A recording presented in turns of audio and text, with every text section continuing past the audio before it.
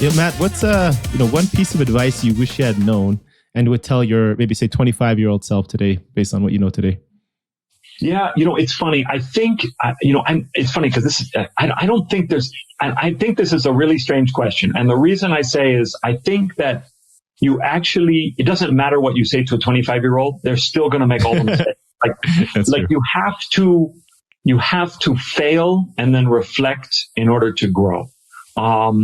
And the question, I guess the question is how fast can you fail and how quickly can you grow, right? So, and I guess what took me forever to get over was fear of failing. I would almost rather not try or put the bar so low so that I was sure, because I was just so fear of failing in front of my peers, in front of my, in front of my bosses, in front of, investors, in front of and that getting over that was so important. So maybe that would be something like, don't be afraid to fail. And I think this is changing. I think people are realizing how, it's very different when I was coming up at JP Morgan, which was do not fail. If you fail, if you make a mistake, you're out, right? That was literally the culture at JP Morgan. It's better to make no decision than it is to make the wrong decision, literally. And that's the opposite of what we're trying to do here at Suma. It's we're going to make mistakes. Let's make a decision. We don't have perfect information. We've got to do it. The quicker we make the decision, the quicker we execute, the quicker we can make a mistake, the quicker we can learn. And we got to always be learning, right? Always be learning. And so that's probably what I would have told myself if I could go back in 25 years. Do not have plans for 2 years, 3 years. My biggest learning was either to plan for 6 weeks or 60 years, nothing in between. And the planning for 6 weeks had been working great for anything that I have done, building products, building teams, trying out new marketing ideas. 6 weeks is kind of the sweet spot that I figured out myself. Not quarter, not month, 6 week, either plan for 6 weeks or 60 years, nothing in between. Just keep an eye on the bigger picture and then do small incremental stuff in 6 weeks. Start a side hustle as quickly as possible. Start with service. So start, selling something online, your skills, or even something you don't know and that you would train yourself.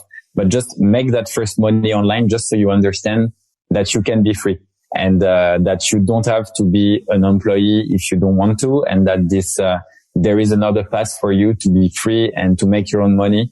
Because I felt for me that when I had this kind of switch mindset, it opened up so many doors. Okay, so my conception, I think, of entrepreneurship when I was younger was that entrepreneurship is a moment in time. You build a business and it happens, right?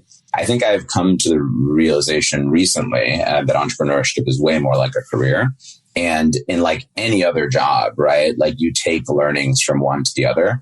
And multiple time founders have experience in founding, right? That pays dividends. So I sort of have many different types of ventures that I have been working on, right? So my wife runs a cocktail ingredient company it's called Pratt Standard. It's great cocktails. It is very much like a product-based business, right? And so you fill bottles, you sell them to people, they like them, they rebuy. There's a cost of inventory, there's a cost of production. It's very traditional in terms of your COGS and finances, right? We run a service business, right? And so we've got people have hours, there's an hourly rate, there's billability, there's sort of all that stuff that revolve around our finances. Aspire was a venture-backed company, right? We raised a lot of money, we spent it down, we raised our next round of money, we spent it down, right? And our goal was valuation increase. That's what we were thinking about day in and day out. Prior to that at Everfi, right? It was very much a high growth tech company. But they had this huge profitability element, right? That they were thinking about. And so there was sort of this hybrid of the two. 80% of all those things are the same, right? We get really anchored around the differences between these things, but most of them involve being a good leader, organizing people, being responsible, following through on things, these sort of principles that apply over and over. And I think seeing that set of values in many different environments is what progresses you as an entrepreneur. And so, yeah, I guess my advice to my 25-year-old self would be don't think of this as a one-shot thing. Think of this as you're going to be doing this for 30 years, part of the entrepreneurial journey is going to be growing and developing and learning yourself. So don't hold any one thing too tightly, right? And expect this to go on for a very long time and kind of think about your career arc like that. I think now I'm starting to do that in a way that I didn't before. And I think it's been a lot more fulfilling and rewarding. That's I never thought about it that way. Like putting entrepreneur is like a job. Right? People are so against the idea of calling it a role or a title, but it makes sense. You're an engineer. You start off by doing basic stuff, and then you build your way up, and you get better. Then you become a senior engineer, and then you become manager and whatever director. And I mean that's the same way with entrepreneurship. By having your first few ventures, you get better and better. And I mean you have to refine those skills that come with being an entrepreneur, right? Which I think that's a really good way. I think it's very similar. I think I said this before, but there's so many similarities, I think, between good code design and good business design, and modularity, scalability, all that stuff kind of plays in both worlds. I think that like this idea of abstracting up a level and sort of building principles that are sort of like not language dependent or code dependent has a parallel in the business world, right? Where you see these patterns play themselves out over and over. I have a great business mentor his name is Tom Raffa, and he says that he basically sees the same 30 issues play up over and over and over again, right? And once he's done things for many different times, right, he sees those issues and he knows how to handle them because he's seen them in so many different environments. It is funny if you kind of think about boiling down a lot of code, you see the same 30 issues over and over, right? You boil down a business, you do see those issues kind of play out. And so I think without experience, it's very hard to identify those things. And some people can do it. And those people are way smarter than I am, right? But I needed to see those things play out 2 or 3 times and experiment with them and try them to be able to kind of identify those things, right? And move forward with them. So, like for example, after I sold altcoin, I had no idea what I was going to do, and it kind of freaked me out. I didn't have any business idea. I started kind of mulling on MicroAcquire. Then I took a CRO role at Spiff, where I managed their sales team and marketing team. Just because I didn't have a startup idea, and I was playing Madden all the time. I became the number 98 top Madden player. It was getting. My wife was like, "You need to just start a company or get a job." And I was going to be an advisor at this company called Spiff. Look Spiff up. They're badass, and that whole team is amazing. But they automate commissions for large sales teams. I'd use their competitor, so totally fit. But my CEO coach just said, "Andrew, just calm down. Like,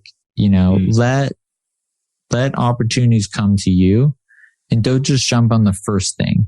And this can apply to acquisitions. This can apply to jobs. This can apply to startup ideas.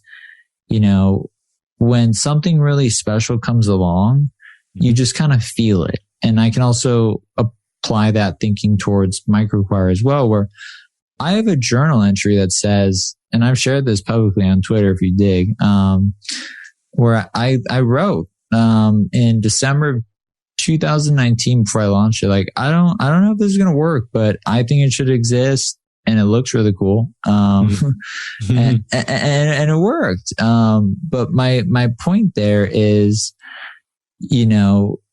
keep shooting shots, understand you might miss a few, but just, keep getting up, but don't force things. And so with MicroAcquire, I didn't force it. I just loved it. I kept going. I was consistent.